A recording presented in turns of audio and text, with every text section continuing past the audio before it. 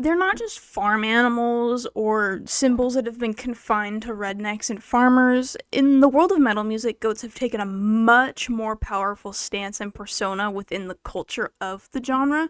And so what I'm going to be going over today with you guys is why. What is it about these, farm animals that make them such a prevalent symbol in metal culture?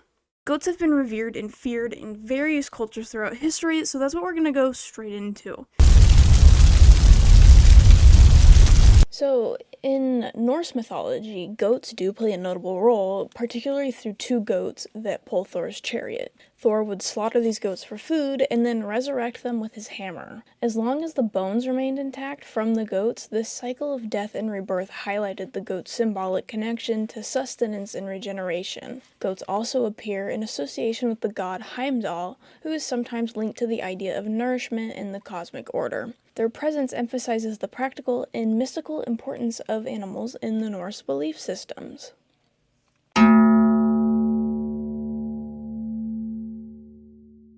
Greek mythology, goats are closely associated with Pan, the god of the wild, shepherds, and rustic music. With his goat-like legs and horns, Pan represents an untamed species or an aspect of nature and primal instincts. His association with music, particularly with the pan flute, ties him to things of chaos and freedom, which we do see resonating pretty commonly with the general ethos of metal music and punk, but we're calling those same for today. The goat itself has become a symbol of raw power, as well as Pan's blend of natural forces and a darker, wilder sense of instincts.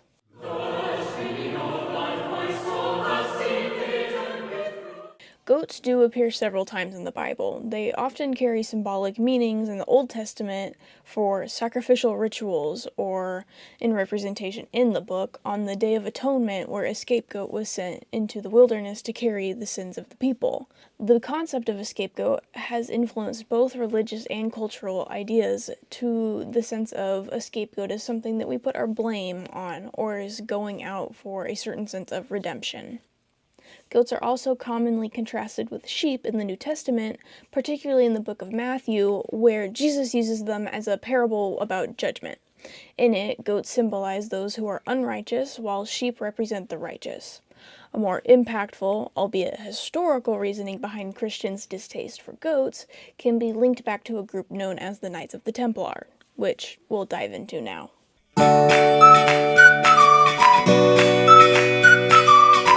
The Knights of the Templar were a medieval Catholic military order founded in 1119, initially to protect Christian pilgrims traveling to the Holy Land during the Crusades. They quickly grew in power, wealth, and influence, becoming one of the most powerful military orders of all time. Their members were both warrior monks, sworn to vows of poverty, chastity, and obedience, and were trained to be skilled fighters. The Templars were often associated with treasures in popular culture. They were heavily involved with banking, which did end up contributing to their mass amount of wealth. However, in 1307, under the pressure from King Philip of France, who was deeply indebted to them, the order was disbanded by Pope Clement. Many Templars were arrested, accused of heresy, and tortured, leading to further myths about their supposed secret knowledge and power. So what does this contribute back to metal music? Why does it matter?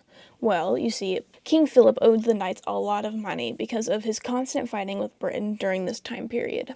And with some non-historically accredited digging, here's the tea. Pope Clement ends up inviting two guys over. One leader of the Knights of the Hospitaller, and Jacques de Molay, one of the leaders of the Knights Templar. The Pope invites them together to discuss the merging of their two organizations. However, the Hospitaller guy is delayed and can't make it to the meeting. While they're waiting, Molay is already there with the Pope, who then starts discussing a criminal charge that had been brought up 2 years earlier against an ousted member of the Templar, and were being discussed further by King Philip of France with his ministers. It was generally agreed that the accusations and charges were false, but after this meeting, Clement sent King Philip a written request for assistance in this investigation. Some historians believe that Philip, already deeply in debt to the Templars from his war with England, saw an opportunity in the rumors surrounding the order. To free himself from his financial obligations, he began pressuring the church to take action against them. So, if there were no Knights of the Templar, then there would be no debt to pay back, essentially. So, Clement sending Philip a letter about this saying, "Hey sis, I know you've been looking for an excuse, so here you go." This leads to a date that you might recognize, Friday the 13th, of some very long year ago that I forgot to write down. Which, yes, this date, while still debated by historians, is something that influences another iconic image that we see in our popular culture.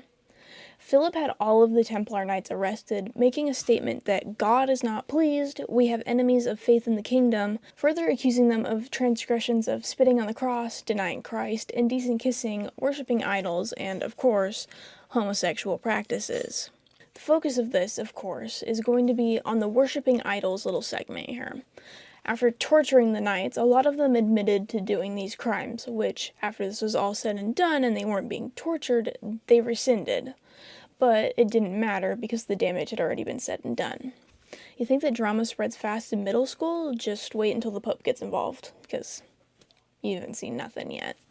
At that point, the rumor had already spread due to these, admissions from these accusations while they're under duress of torture.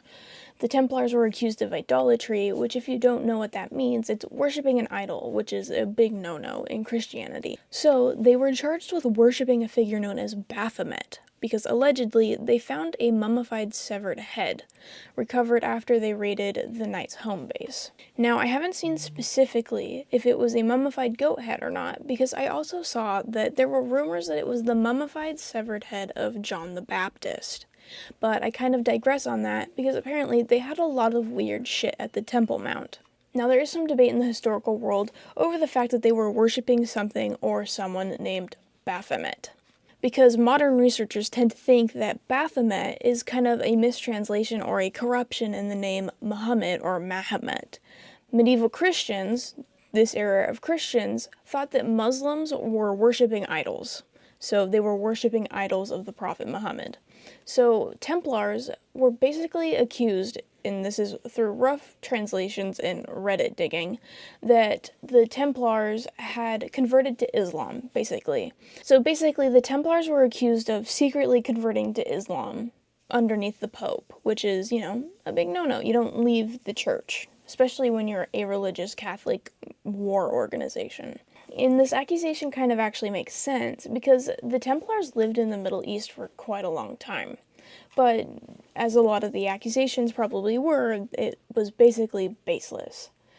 So, some Templars admitted to worshipping Baphomet, but this was also under the duress of torture, so the idol-like objects discovered in the Templars' possession at the Temple Mount were more than likely Christian artifacts, which, if you didn't know, Catholics like to store the remains of Catholic saints, or Christian saints. So, having the severed head of a saint, John the Baptist, isn't that far off of an accusation to make.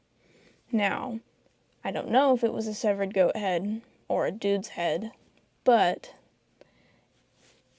they found some weird stuff. Inevitably, Malay, who had confessed under torture, retracted his confession, but under pressure from the king, was declared guilty of being a relapsed heretic and was sentenced to burn alive at the stake in Paris on the 18th of March in 1314. Malay reportedly remained defiant until the end, asking to be tied in such a way that he could face the Notre Dame Cathedral and hold his hands together in prayer. And, as Malay was being burned at the stake, according to legend, he called out to Clement and the king and stated, "God knows who is wrong and has sinned. Soon a calamity will occur to those who have condemned us to death." Both men who condemned him to death, the Pope and the king, died, within 1 year of this occurring. Isn't history fun?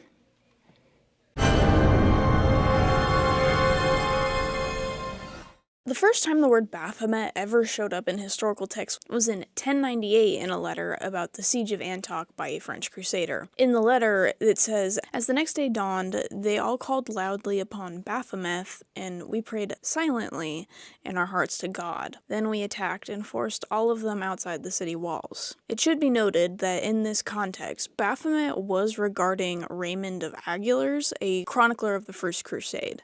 Reports of the troubadours used the term Baphomet for Muhammad, which all leads back to that earlier concept we were talking about of the Crusaders, or even the Knights of the Templar, or all of these people actually converting over to Islam, which was a big no-no. So, long story short, the term Baphomet really had nothing to do with the occult until we meet up with this dude.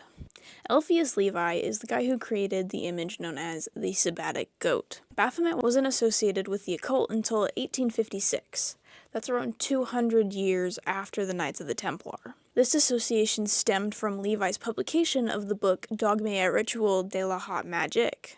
This book is on magic, religion, natural science, and alchemy. Emphasis on the alchemy, because his books published only ever had 22 chapters to symbolize the 22 cards in a deck of tarot, which it doesn't exactly have any relevance to this topic, but it kind of shows the guy really liked making things matchy-matchy with other occult things. Inside his book, he drew this image known as the Sabbatic Goat.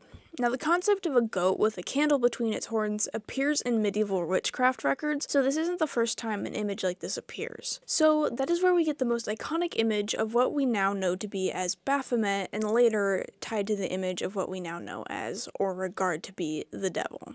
Something we're going to see pretty commonly with all of these religious figures, or at least these old dudes that are talking about and writing about this stuff, is that they just end up ploinking something or a representation of a religious figure from ancient societies, primarily the Egyptians and Greeks. Cue the introduction of Mendes, it's the Greek name for the ancient Egyptian city of Djet. Levi believed that through some extrapolation of the historical accounts that were written by this Greek philosopher named Herodotus, that the god of Mendes was depicted as, you guessed it, the face of a goat with human legs. In his philosophy, Herodotus basically talks about how all male goats were held in great reverence by the Mendicians because in his time, apparently a woman publicly copulated with a goat. Which ends up in that weird combo I mentioned way back earlier at the start of the video where we were talking about how people in this time worshipped Pan in Greece, a goat god. But this isn't about why people worshipped goats. I'm just here showing that the goat man person symbol thing isn't new, and a lot of the time it's just getting yoinked from some other culture and rebranded in their manifestos that they end up writing about. Now, Aleister Crowley drew a pretty strong comparison from the concept of Baphomet or the devil back to Greek mythology with Pan. Who would have guessed it? He founded his own absolutely nuts religion called Thelma, and he used the image drawn by Levi as the important figure for what he called the cosmology of Thelma, which was a mystical system that he established in the 20th century, and this religious system utilized symbols and created the unicrystal hexagram with a 5-petaled flower in the symbol to represent a pentagram, which the hexagram at least being another common symbol that we see in metal now, much like the goat. Now, this 5-petaled figure inside the unicrystal hexagram is said to be the equivalent to the Rosicrucian rose cross or an Egyptian ankh. The 5 petals of the flower represent the microcosmic forces of 5 elements of the magical formula, and is a symbol equivalent to the pentagram or pentacle. The two symbols together represent interweaving of the planetary and elemental forces. And why does this really matter at all? Because it's all reflecting on a phrase that he ends up writing in one of his books that you probably have heard of, as above, so below. And yes, it could just be a one-off that some bands have talked about this or have had imagery related to this or have entire songs kind of themed around this concept, but the representation of occult in metal music is prevalent. And we see it time and time again when you're tying in things like as above, so below, the unicrystal hexagram, and goats. In one of his texts, Magic, Liber Abba 4, he talks about how Satan is the devil of the Book of Thoth, and that his emblem is Baphomet, and his zodiacal image is the Capricornus sea goat, and that leaping goat's attribute is liberty. Now you might be asking, what is Thoth? Thoth is the book written by Crowley that describes the philosophy and use of Aleister Crowley's Thoth Tarot, a deck of tarot cards designed by Crowley himself and co-designed and painted by Lady Frida Harris. The Thoth Tarot has become one of the most best-selling and most popular tarot decks in the world, written by Crowley in 1944. Now, I don't know, I'm not Crowley, but occult things, best-selling product in the world, there's money to be made. So at least to Crowley within his writings, the symbolism of the goat became something to be compared to liberty or freedom, tied to Baphomet through the zodiac's imaging of the Capricorn, a sea goat. Furthermore, Baphomet, at least in Crowley's context further elaborated in some of his books, was supposed to represent the union of opposites. But he was kind of a nutbag. Stanislas de Guaita was the original creator of what we now know is a more modern symbol of Satanism. Rather than the concept of Baphomet, which is just a goat head deity kind of image, he's the guy that created the goat head appearing within a pentagram. His original drawing of an inverted pentagram with a goat's head appeared in La Clef de la Magique Noire, The Key to Black Magic. Published the year that he died, it later became conflated with Baphomet or the Sabbatic Goat. His book, The Key to Black Magic, was published in 1897. It was influenced by the writings of Levi, and this guy, Goita, ended up being a Freemason alongside Levi. He was also a member of the Rosicrucian Church with him, but a Freemason who has something to do with all of this, and I didn't really want to cut it into the script, and because all that's important about this is the circle. He made the pentagram. This also leads down a totally irrelevant rabbit hole about the Freemasons and secret societies and the possibility a little bit more about the symbolism and importance of Baphomet, but we will continue to ignore them. TLDR, he made the goat head pentagram, and that's all that really matters. Anton LaVey.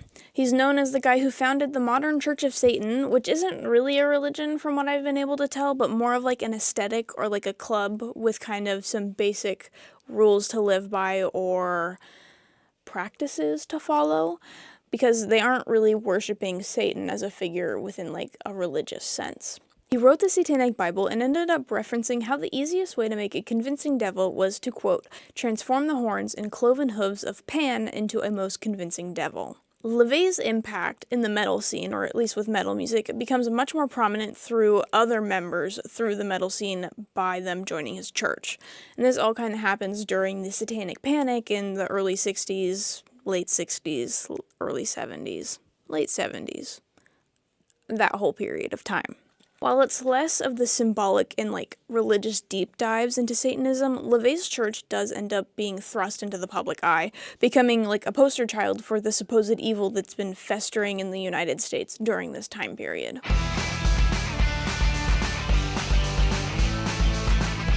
Which leads right into the start of metal music. Metal music is said to come from the 1960s and early 70s and traced primarily back to the United Kingdom.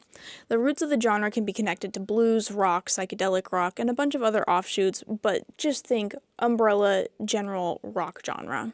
1968 is the year where we see the big three pioneers of metal music be founded. We get Led Zeppelin, Black Sabbath, and Deep Purple. You also have bands like Iron Claw, Blue Cheer, and King Crimson that were more advocated for as being an influence than being given credit for by the metal community. However, they aren't the only bands that contributed greatly to the conception of metal music as we know it. The 70s brought in bands like Alice Cooper, Kiss, Aerosmith, Van Halen, Judas Priest, and Motorhead, as well as a new wave of British heavy metal with some big names like Iron Maiden and Saxon into the scene. The 80s is where we get to see hair metal or glam metal breaking into the genre, or at least into the metal music scene, with tight pleather pants, crabs, and hairspray that could burn a hole in the ozone layer with bands like Motley Crue, Bon Jovi, and Poison. Meanwhile, coincidentally, thrash metal had started to gain popularity with some baby bands named Metallica, Slayer, Megadeth, and Anthrax. The 80s is also generally where people benchmark the validity of genres like death metal and black metal into becoming actual music genres. A lot of the huge and iconic bands of our current era emerged during this metal renaissance in the 80s. It was this big, loud, and in-your-face genre that was different than the consumable content of the 40s and 50s, and it attracted some of the young and rebellious audiences that the genre is now known for. A lot of these high shock value performances would inevitably lead to drawing more attention to them, whether it be good or bad, and this can be classified at least loosely as using the term or genre classification of shock rock. Shock rock is a terminology used for rock or metal that has highly theatrical elements tied into it. Emphasis is here on the shock value of it all. This is where costumes, pyrotechnics, fake blood, and bringing in horror elements to the performances stemmed from. People say this all starts off with the band The Who smashing their instruments on stage, or Jimi Hendrix lighting his guitar on fire.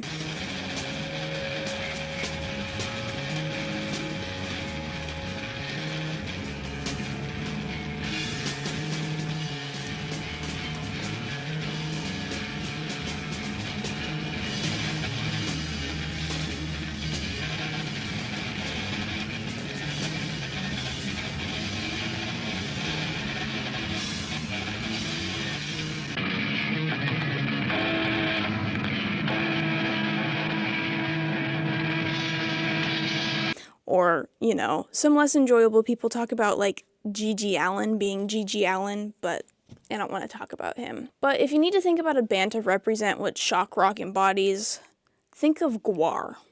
That's a pretty good, just think about Gwar.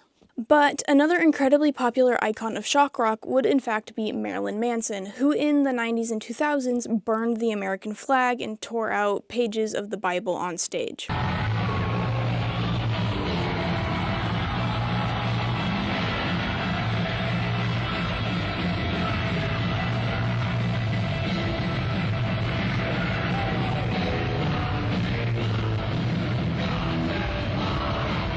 Leading to a fun little quote from Mr. Senator Joseph Lieberman to say, perhaps the sickest group ever promoted by a mainstream record company. Manson ended up arguing against this, saying something along the lines of every artist has their way of presenting their visual style to their audience, and what he does is his way of conveying his messages in an artistic way.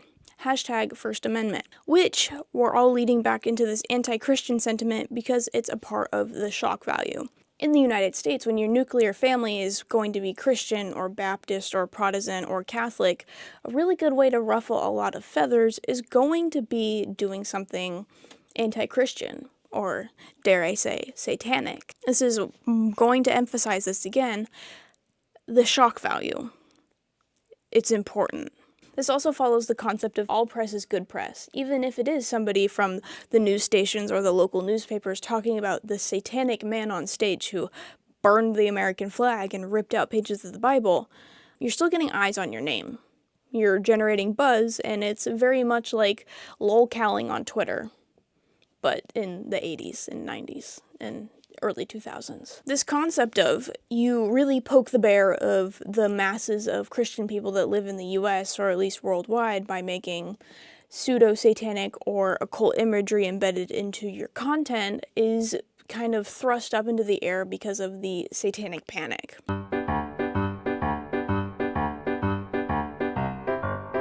The Satanic Panic began in the 1980s with the publication of Michelle Remembers, a book by Canadian psychiatrist Lawrence Pastor and his patient Michelle Smith. The book used the now discredited practice of recovered memory therapy to make claims about satanic ritual abuse. Following the book's publication, allegations of physical and sexual abuse in the context of occult rituals emerged across the United States. Some claims involved a global satanic cult conspiring to abduct or breed children for human sacrifice, pornography, and prostitution. Does that remind you of anything? QAnon adjacent? Raiding a pizza parlor? The rise of metal music in the 80s and 90s was aligned with the rise of the mass hysteria that was the Satanic Panic in the same period. This also lines up with the majority of America in this time period being from a pretty heavily evangelical Baptist or just classic 80s Jesus nut mentality. The Parents Music Resource Center, also known as the PMRC, was co-founded by Tipper Gore. Aimed at regulating music deemed inappropriate for children, the campaign led to Senate hearings in 1985. And on a clarifying note, yes, Tipper Gore is in Vice President Al Gore's wife. The organization was founded with the financial assistance of Mike Love, the Beach Boys, and Joseph Coors. That's not very metal, beer man, but the PMRC is known for creating a list known as the Filthy 15, which was a list compiled by the PMRC of 15 popular songs and music that they'd found to be the most obscene or objectionable.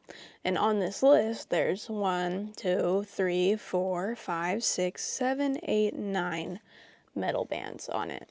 Everything from Judas Priest to Motley Crue, AC/DC, Twisted Sister, Wasp, Def Leppard, Merciful Fate, Black Sabbath, and Venom. The PMRC was the organization that created what we now know as the parental advisory stickers that we see on albums. And so you may be wondering, why is that such a big deal? Because it didn't exist up until this point. Dee Snider was a pretty iconic opposer of the organization and this attempt to censor the music that was released that deemed it to be inappropriate. He was also summoned to speak in front of the Senate to defend his band Twisted Sister. Excuse me, are you going to tell me you're a big fan of my music as well? No, I'm not. I'm not a fan of your music. I'm sorry, Mr. Goat. I'm aware that Frank Zappa and John Denver cover quite a spectrum, and I do enjoy them both. I am not, however, a fan of Twisted Sister, and I will readily say that. You may be wondering why it's such a big deal for these artists to get slapped with the parental advisory sticker. The reason is because it came with a lot of restrictions. There's retail restrictions that come with it because many stores, especially larger chains, would refuse to carry albums that had the parental advisory label, which would then limit the ability for these bands to make money by selling their albums. This particularly affected the younger audiences, which is primarily what the PMRC was trying to do, was defend the youth. There was a lot of airplay limitations because of this. Radio stations and music video channels like MTV became more cautious about playing songs with explicit content, which meant some artists had to release edited versions of their music for a wider distribution. And because of all of these restrictions, a lot of artists ended up censoring themselves. The self-censorship came from artists and record labels that began to censor their own material to avoid being labeled explicit, fearing that it would hurt sales or limit airplay on radio and TV. Now, you don't really see the PMRC's influence anymore because it started to wane by the early 1990s, though its push for content labeling has left a lasting impact. You still see the stickers. The peak of the conflict with metal bands came during the mid to late 1980s, when the PMRC targeted heavy metal for its dark themes, explicit lyrics, and perceived promotion of violence and sexuality. Metal bands like Twisted Sister, Motley Crue, and Judas Priest became central in this debate. The PMRC reached its most dramatic moment during the Senate hearings in 1985, where musicians like Dee Snider from Twisted Sister, Frank Zappa, and John Denver famously testified, defending their music and free expression. Their testimony, especially Snyder's. Mr. Snyder, what is the name of your fan club? The fan club is called the SMF Friends of Twisted Sister. And what does SMF stand for when it's spelled out? It stands for the Sick Motherfucking Friends of Twisted Sister. Is this also a Christian group? I don't believe that profanity has anything to do with Christianity. Showed the PMRC's lack of understanding about metal culture, weakening its moral authority in the eyes of both the public and the councils at these hearings. Is about surgery. Have you ever had surgery with your hands tied and your legs strapped? The song was written about my guitar player, Eddie Ojeda. He was having polyps removed from his throat, and he was very fearful of this operation. And I said, Eddie, while you're in the hospital, I'm going to write a song for you. I said it was about the fear of operations. I think people imagine being helpless on a table, a bright light in their face, the blade coming down on them, and having totally afraid that they may wake up, who knows, dead, handicapped. There's a certain fear of hospitals. That's in my imagination, what I see the hospitals like. Is there a reference to the hospital in the song? No, there isn't, but there isn't a reference to a woman, sadomasochism, or bondage, yes, I'm sorry. There's just a reference to someone whose hands are tied down and whose legs are strapped down, and he's going under the blade to be cut. Yes, there is. All right. So it's not really a wild leap of the imagination to jump to the conclusion that that's about something other than surgery or hospitals, neither of which are mentioned in the song. No, it's not a wild jump, and I think what I said in one part was that songs allow a person to put their own imagination, experiences, and dreams into the lyrics. People can interpret it many ways. Ms. Gore was looking for sadomasochism and bondage, and she found it. Someone looking for surgical references would have found it as well. Yeah. When we approached the 1990s, musical tastes did shift, and the outrage against explicit content in music began to fade. Grunge, alternative, and hip-hop gained prominence, and the focus on metal bands lessened, and the metal scene continued to thrive. Snyder wasn't the only representative of a metal band brought to the American courtroom for charges, specifically against their music. There were similar charges for Judas Priest, with Rob Halford in 1990, when Judas Priest faced a lawsuit alleging that subliminal messages in their music led to two fans committing suicide. Are there subliminal duets on the Better By You, Better Than Me song? Absolutely not. The court case, which scrutinized the song Better By You, Better Than Me, concluded with the judge ruling in favor of the band, highlighting the absurdity of the claims. Not responsible for the suicide death of two young fans. Guitarist Glenn Tipton was not surprised. There was no doubt in our mind at all. There was no doubt whatsoever at any point in time. I accept it. I just really worry about the other kids out there that experiment with this, because he feels we didn't have enough scientific proof. We took CBS and Judas Priest all the way. We've completed a trial on a case the experts said would have gotten picked off a long time ago. you can listen to that music backwards and hear things if you want to. And it would be crazy for us to say you couldn't. But the finding that that the defendants did not intentionally put any subliminal messages on there, I think, is a complete vindication. The suit claimed that subliminal messages in the Stained Class album and on the song Better By You, Better Than Me drove Raymond Belknap and James Vance to shoot themselves with a sawed-off shotgun in a Nevada playground in December of 1985. Belknap died instantly. Vance lived 3 years before succumbing to complications from the self-inflicted wounds. While Halford admitted that he had once recorded a backward message as an artistic experiment, the band strongly denied the existence of subliminal messages on the album. The lyrics have never been bad, and there are no subliminal messages. There never have been. And these cases that are brought against people such as ourselves have a vast background of reasons as to why these things happen, and they're nearly all related to the family environment. Nothing at all to do with the music. In rejecting the $6.2 million suit, Judge Whitehead agreed that there was credible evidence that the victims had perceived a subliminal message, but that other factors prompted their suicide. The judge did, however, levy a $40,000 sanction against CBS Records for failing to produce the master tapes as evidence. As well as Ozzy Osbourne for Black Sabbath's Suicide Solutions in another suit, where, once again, a fan had committed suicide. And the music would still be going. The boy must have been pretty messed up before he ever heard an Ozzy record. And I mean, I can't help that, you know. I feel very sad for the boy, and I feel terribly sad for the parents, because as a parent myself, I'd be pretty devastated if something like that happened. But no, and I have thoughts about this. If the boot was on the other foot, I couldn't blame the artist. CBS Records wouldn't comment on the suit, but Osbourne's attorney, Howard Weitzman, did.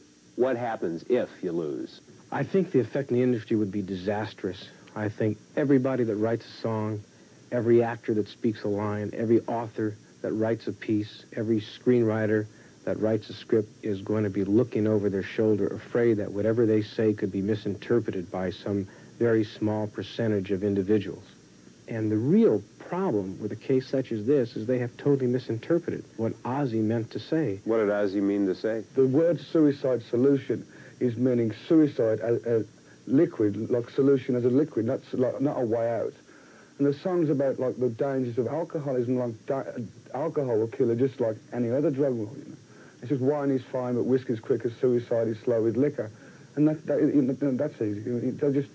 It's just a terrible case of misinterpretation as far as I'm concerned. Ultimately, in both Judas Priest and Sabbath's case, both suits deemed that there wasn't sufficient evidence to prove that their music was the cause of the suicides. For a while, a lot of bands faced major backlash to change their lyrics, imagery, and more, and there was even a point where people would argue that this was a dark enough time in the history of metal music that people didn't think the genre would be sustainable or last. But as you can see, it's 2024 and it still exists. So bands like Black Sabbath faced accusations of Satanism due to their dark imagery and lyrics. Despite Ozzy Osbourne and the band members repeatedly denying any satanic affiliations, they were targeted by concerned parents and religious groups. Either way, they just had long hair and made weird-sounding music. It must be satanic. Now, there were metal bands in this time period that were explicitly using satanic imagery for either the shock value being edgy or just general shitheadedness, starting in the 60s with bands like Coven or Black Widow. They utilized satanic imagery as well as occult imagery, like witchcraft, during the pioneering phase into the 70s. More blatant satanic imagery comes from bands like Slayer, Creator, Sodom, and Destruction, bands active in the subgenre of death metal, among them Decide, Morbid Angel, and Entombed, also adopted satanic imagery, combining it with other morbid and dark imagery, such as that of like zombies and serial killers. But as this all goes on, the extreme subgenres will always tend to be more extreme. So you'll see later that the black metal genre heavily adopted satanic imagery and other wild shit. But we'll talk more about them when we get to their entire dedicated segment,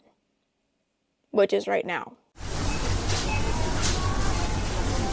If you're wondering what black metal is, it's a controversial subgenre of heavy metal that originated in Scandinavia in the late 1980s. It's known for its extreme primitiveness, abrasiveness, and bleakness, as well as its transgressive lyrics and powerful instrumentation. Black metal songs tend to have some of the following characteristics. if you were wondering. Fast tempos, shrieking vocals, heavily distorted guitars, unconventional song structures, raw, lo-fi recording, and blast drumming. While the first black metal band is generally debated, the cake's normally handed to a band called Bathory. Bathory's Scandinavian Metal Attack is widely regarded to be the first black metal album, but you'll also have some contenders like Venom's Welcome to Hell album and Sarcophago's first album, INRI, and then you have Merciful Fate, Hellhammer, and Celtic Frost. And so, taking a quick little look-see-doodle at all of them, you may ask, well, I wonder what they all have in common.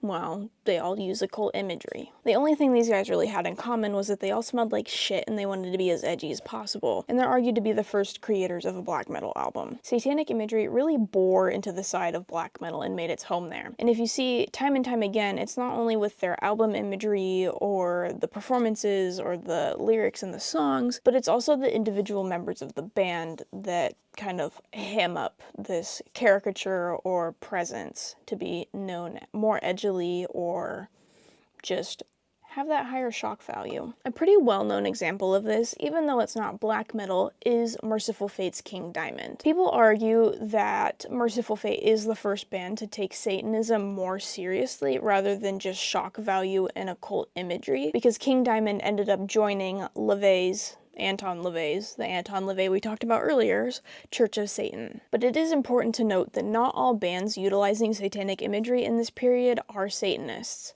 A lot of them are atheists and agnostics and actually tried to distance themselves from LaVeyan Satanism. While they still maintained a pretty solid anti-Christian rhetoric, rather than following LaVey's church, they just leaned into either worshiping Satan as an actual entity, which LaVey doesn't do, contrary to popular belief, as well as general criminality, terror, and suicidal topics. We get back to this general sentiment that more extreme genres like black metal are very anti-Christian. I mean, black metal's been blamed for the burning of about 50 different Norwegian churches in arson attacks, so there is that anti-Christian rhetoric, or at least the action of anti-Christian things happening that is attached to the music genre. So yes, there is still satanic imagery and actions in metal music, it's just that it was back then.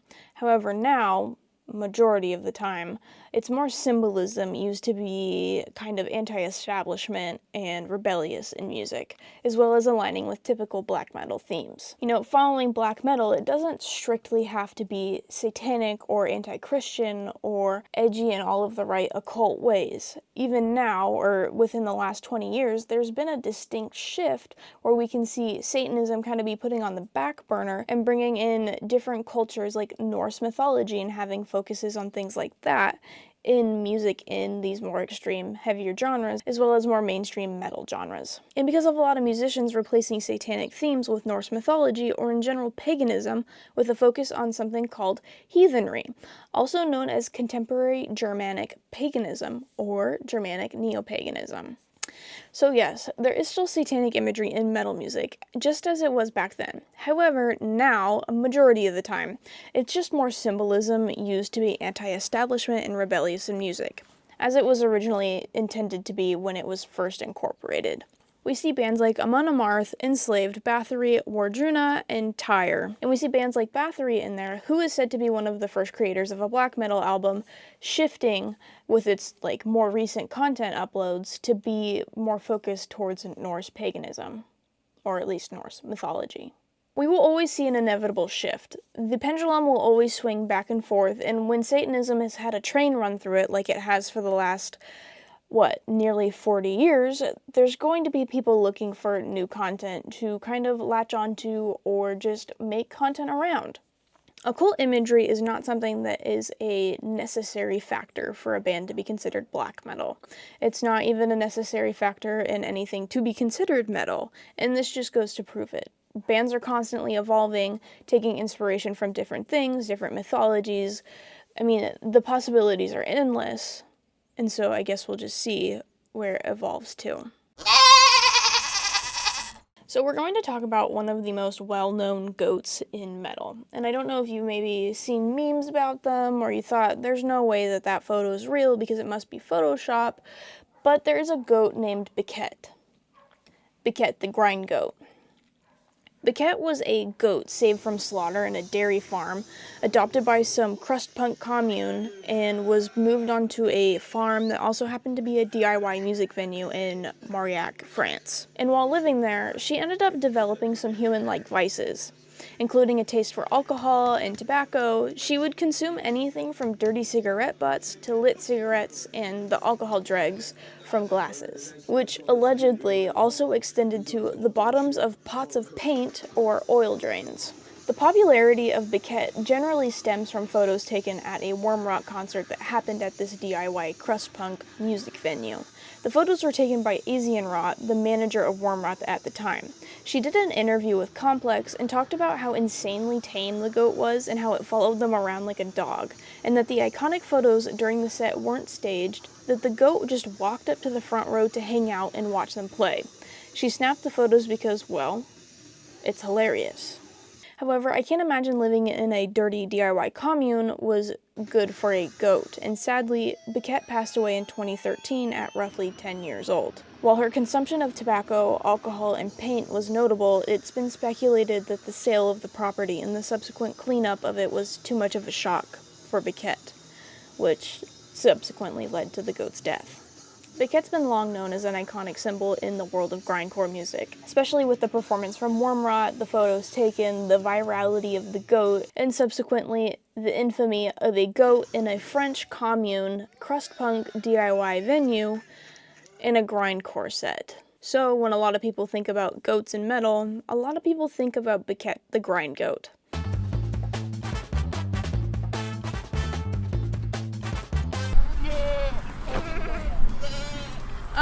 Today we're gonna be interviewing goats. Because obviously they have better music taste than you.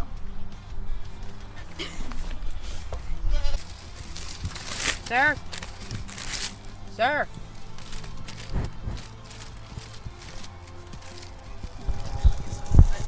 Today we are,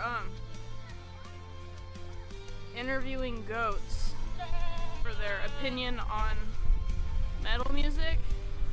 And by that I mean I just got bullied by a herd of goats. Hey guys, what do you think about the new Bad Omens release?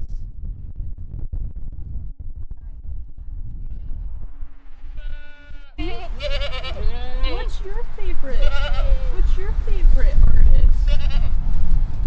You kind of look like, a juggalo.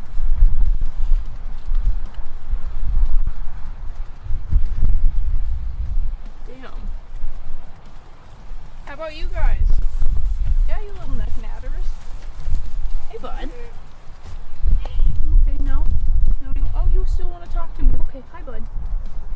Oh, yeah, you're a good baby.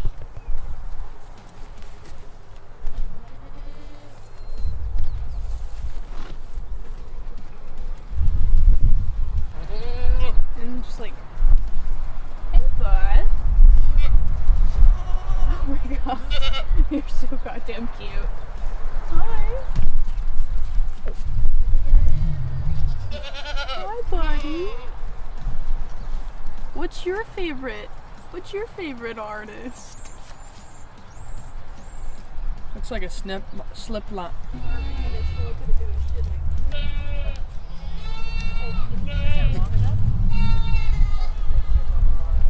And then you can use this right here. So if you want a lot of attention, I could give you a little bit of green, and then you're going to get mobbed. That's exactly what I want. Okay, I'll be right back. You know, goats, you know, gotta love them. Goats are like one of the most popular signs or like figures in metal, because you know, like, woo, Satan. So who better to talk about than metal with than a bunch of goats. Hi guys!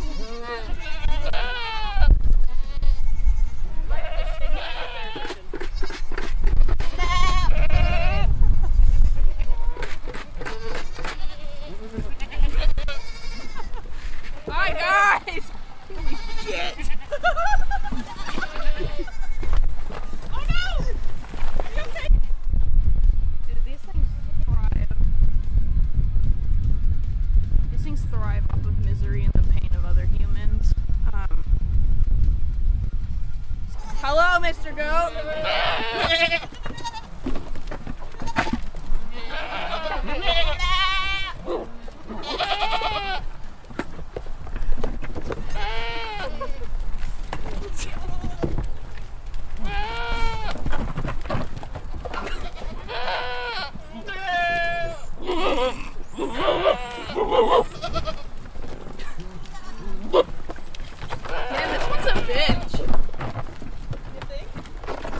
barking! Oh!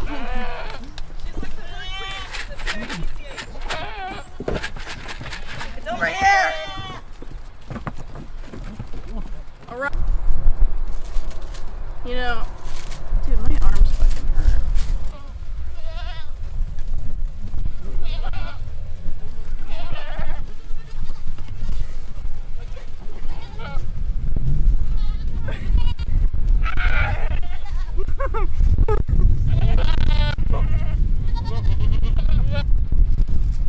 Those are clubs.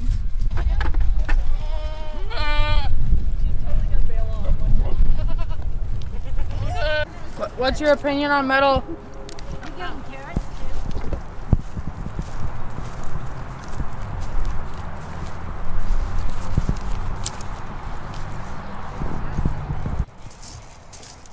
I'm done.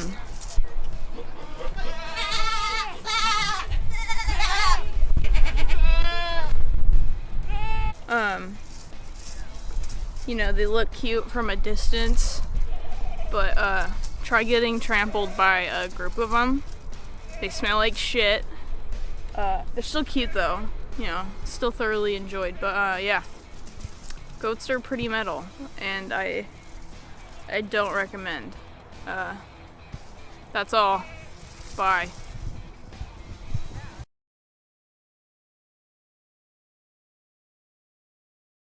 I think the best way to explain why metalheads like goats is because of the symbolism that they represent. It's a great way to make people feel uncomfortable with their occult imagery attachment or their Satanism adjacency, and go back to the shock value of it all. And while I'd like to show you all of the album arts that goats are featured in, a lot of the pictures would probably get my account removed off of YouTube for sharing. So let's go with a quick and dirty little list off the top of my head. Goats, whether it's in the form of a pentagram or just a straight-up goat that was at a concert venue, they've continued to be a long-standing presence in the metal scene, and I don't see goats going anywhere soon. I hope you enjoyed this little mini-documentary about goats and metal, and maybe you learned why metalheads like goats. If you'd like to get a little bit more of an inside scoop on this video and some of the outtakes that were made on it, you should check out our Discord server. It's full of a bunch of insufferable posers.